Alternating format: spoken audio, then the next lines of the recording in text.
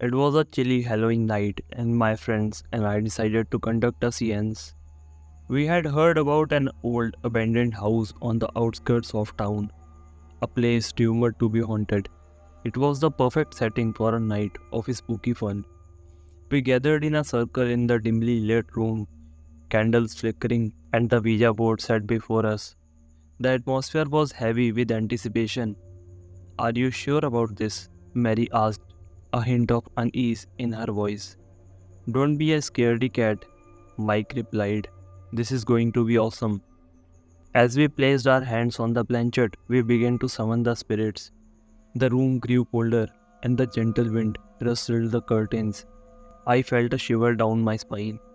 Is there anyone here with us? I asked tentatively. The planchette remained still. Don't waste our time, John said, a smirk on his face. This is just a game. But as we were about to give up, a faint whisper filled the room. Who dares disturb our rest? We stared at each other, wide-eyed, as the planchette moved slowly, spelling out words. Only the dead, it replied. The air grew colder, and the strange, ethereal light filled the room. I could see my breath as I spoke. Is someone here with us? Only the dead, the voice replied, sending shivers down our spine. We watched in amazement and fear as the planchette continued to move. Answering our questions, it revealed the tragic stories of those who had once lived in the house, their voices echoing through time. As the seance continued, the candles flickered and the room grew darker. The shadows danced on the walls, and I felt a presence in the room. Something uneasy but undeniably there. The planchette spelled out, "We are not alone." A sense of foreboding filled the room. We heard whispers, soft and eerie, as if the spirits were trying to communicate with us. Are you here to harm us? Mary asked, her voice trembling. No, the voice replied. We seek only to be heard. The atmosphere in the room was heavy with emotion. The spirits shared their stories with their regrets and their longing for peace. As the seance came to an end, the room felt alive with energy, as if the spirits had found a momentary release from their eternal rest. We left the abandoned house that night, forever changed by our encounter with the other side. The whispers of the spirit would haunt our dreams, a reminder that the world of living and the world of dead were not as separate as we had once believed. Before we move to the next story, please subscribe to our channel if you haven't and like this video.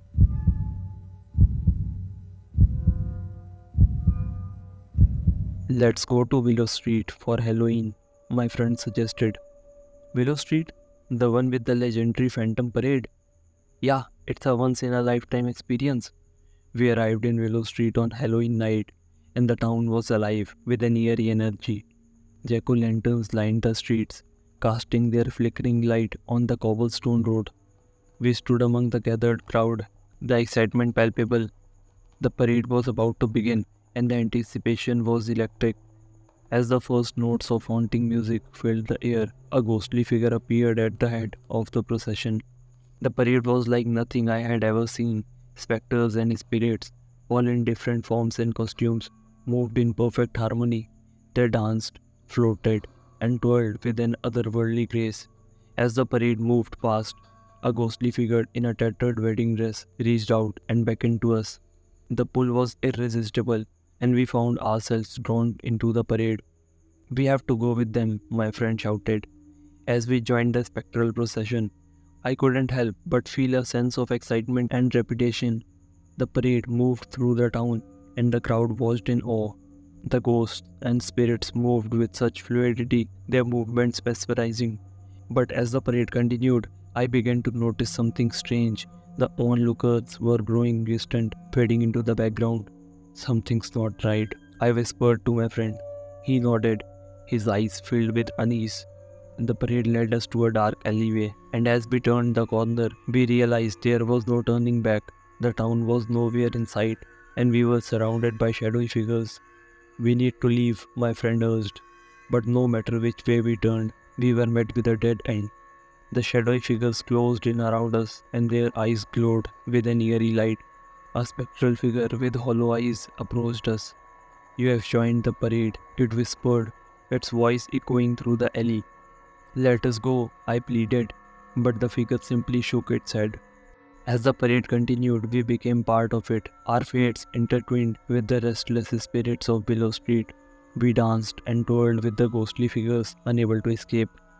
The night seemed to stretch on forever as we moved through the alleyway and streets, a never-ending parade of the dead. Our cries for help went unheard, and our existence became a haunting reality.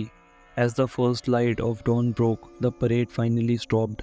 The spectral figure faded away, leaving us in a town that had returned to its normal state.